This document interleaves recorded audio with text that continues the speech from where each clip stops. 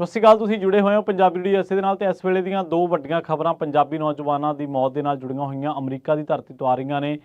ਇਹ ਨੌਜਵਾਨ ਸੁਨਹਿਰੇ ਭਵਿੱਖ ਦੀ ਤਲਾਸ਼ ਦੇ ਵਿੱਚ ਰੋਜ਼ੀ ਰੋਟੀ ਦੀ ਭਾਲ ਦੇ ਵਿੱਚ ਪ੍ਰਵਾਸ ਕਰਕੇ ਅਮਰੀਕਾ ਪਹੁੰਚੇ ਸਨ, ਪਰ ਇਹਨਾਂ ਨੂੰ ਨਹੀਂ ਸੀ ਪਤਾ ਕਿ ਇਹਨਾਂ ਦੇ ਨਾਲ ਅਣਹੋਣੀਆਂ ਵਾਪਰ ਜਾਣਗੀਆਂ। ਤੇ ਦੋਨੇ ਨੌਜਵਾਨ ਪੰਜਾਬ ਤੋਂ ਨੇ। ਪਹਿਲਾ ਨੌਜਵਾਨ ਜਿਹੜਾ ਉਹ ਵਿਸ਼ਵਦੀਪ ਸਿੰਘ ਹੈ, 19 ਸਾਲ ਦਾ, ਮਾਛੀਵਾੜੇ ਦਾ ਇਹ ਰਹਿਣ ਵਾਲਾ ਸੀਗਾ। ਨੌਜਵਾਨ ਤਕਰੀਬਨ 2 ਸਾਲ ਪਹਿਲਾਂ ਇਹ ਅਮਰੀਕਾ ਆਇਆ ਸੀਗਾ ਤੇ ਉਸ ਤੋਂ ਬਾਅਦ ਫ੍ਰੈਜ਼ਨੋ ਸ਼ਹਿਰ ਦੇ ਵਿੱਚ, ਕੈਲੀਫੋਰਨੀਆ ਦੇ ਫ੍ਰੈਜ਼ਨੋ ਸ਼ਹਿਰ ਦੇ ਵਿੱਚ ਰਹਿ ਰਿਹਾ ਸੀ ਤੇ ਸਟੋਰ ਦੇ ਉੱਤੇ ਕੰਮ ਕਰਦਾ ਸੀਗਾ। ਇਹਦੀ ਜਦੋਂ ਇਹ ਨੌਜਵਾਨ ਕਾਰ ਚਲਾ ਰਿਹਾ ਸੀਗਾ ਜਾਂ ਕਾਰ ਦੇ ਵਿੱਚ ਸਵਾਰ ਸੀਗਾ ਜਿਹੜੀ ਦੇ ਵਿੱਚ, ਉਹਨੂੰ ਕਿਸੇ ਦੂਜੀ ਕਾਰ ਨੇ ਟੱਕਰ ਮਾਰ ਦਿੱਤੀ। ਸਿੱਟੇ ਵਜੋਂ ਇਸ ਨੌਜਵਾਨ ਦੀ ਮੌਕੇ ਤੇ ਹੀ ਮੌਤ ਹੋ ਗਈ।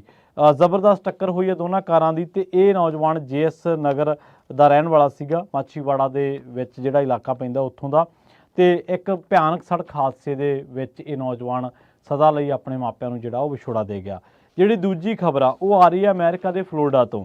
ਫਲੋਰੀਡਾ ਦੇ ਵਿੱਚ ਇੱਕ ਬਹੁਤ ਹੀ ਦੁਖਦਾਈ ਘਟਨਾ ਵਾਪਰੀ ਹੈ। ਗੜ੍ਹਦੀਵਾਲਾ ਵਾਰਡ ਨੰਬਰ 11 ਦੇ 23 ਸਾਲਾ ਨੌਜਵਾਨ ਅਮਨਦੀਪ ਸਿੰਘ ਸੌਂਖਲਾ ਪੁੱਤਰ ਪੁਸ਼ਪਿੰਦਰ ਕੁਮਾਰ, ਇਹਦੀ ਸਵੀਮਿੰਗ ਪੂਲ ਦੇ ਵਿੱਚ ਡੁੱਬਣ ਕਰਕੇ ਮੌਤ ਹੋ ਗਈ ਆ।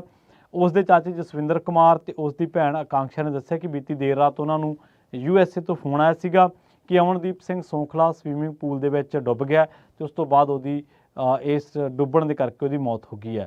ਉਹ ਕਹਿੰਦੇ ਕਿ ਪੁਲਿਸ ਵਾਲੇ ਇਸ ਘਟਨਾ ਸੰਬੰਧੀ ਜਿਹੜੀ ਜਾਂਚ ਉਹ ਕਰ ਰਹੀ ਹੈ। ਇਹ ਇਕਲੌਤਾ ਪੁੱਤਰ ਸੀਗਾ ਆਪਣੇ ਮਾਪਿਆਂ ਦਾ, ਇਸ ਟਾਈਮ 23 ਸਾਲਾਂ ਦਾ ਸੀਗਾ ਤੇ ਤਕਰੀਬਨ 5 ਸਾਲ ਪਹਿਲਾਂ ਇਹ ਅਮਰੀਕਾ ਆਇਆ ਸੀਗਾ। ਗ੍ਰੀਨ ਕਾਰਡ ਇਹਨੂੰ ਮਿਲ ਚੁੱਕਿਆ ਸੀਗਾ ਤੇ ਉਹ 3 ਮਹੀਨੇ ਤੱਕ ਉਹਨੇ ਘਰੇ ਵਾਪਸੀ ਕਰਨੀ ਸੀ, ਆਪਣੇ ਪਿੰਡ ਪੰਜਾਬ ਵਾਪਸ ਜਾਣਾ ਸੀਗਾ। ਤੇ ਮੰਦਭਾਗੀ ਘਟਨਾ ਕਰਕੇ ਪਿੰਡ ਤੋਂ ਇਲਾਵਾ ਕਹਿੰਦੇ ਆਸ-ਪਾਸ ਦੇ ਇਲਾਕੇ ਦੇ ਵਿੱਚ ਵੀ ਸੋਗ ਦਾ ਮਾਹੌਲ ਹੈ।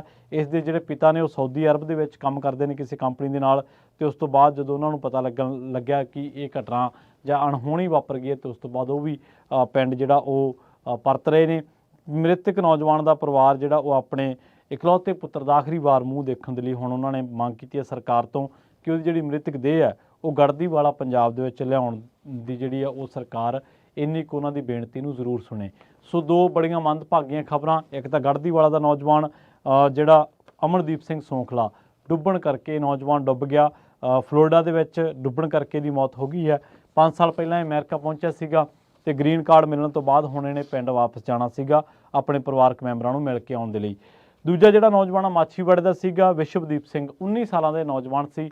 2 ਸਾਲ ਪਹਿਲਾਂ ਅਮਰੀਕਾ ਪਹੁੰਚਿਆ ਸੀ, ਇਸ ਟਾਈਮ ਸਟੋਰ ਤੇ ਕੰਮ ਕਰ ਰਿਹਾ ਸੀ, ਪਰ ਇੱਕ ਭਿਆਨਕ ਸੜਕ ਹਾਦਸੇ ਦੇ ਵਿੱਚ ਨੌਜਵਾਨ ਦੁਰਘਟਨਾ ਦਾ ਸ਼ਿਕਾਰ ਹੋ ਗਿਆ ਤੇ ਆਪਣੇ ਪਰਿਵਾਰ ਜੋ ਜਾਂ ਸਾਨੂੰ ਸਾਰਿਆਂ ਨੂੰ ਸਦਾ ਲਈ ਛੱਡ ਗਿਆ ਨੌਜਵਾਨ ਸਰੀਰਕ ਤੌਰ ਦੇ ਉੱਤੇ।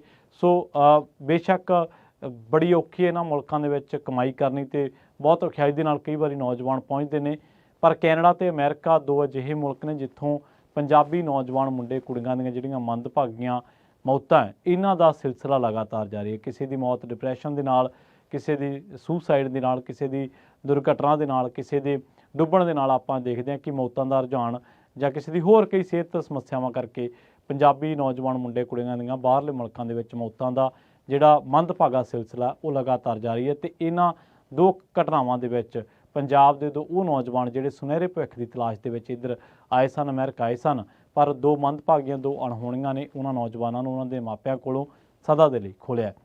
ਬਹੁਤ ਧੰਨਵਾਦ। ਜੁੜੇ ਰਹੋ ਪੰਜਾਬੀ ਰੇਡੀਓ USA ਦੇ ਨਾਲ ਪੰਜਾਬੀ TV USA।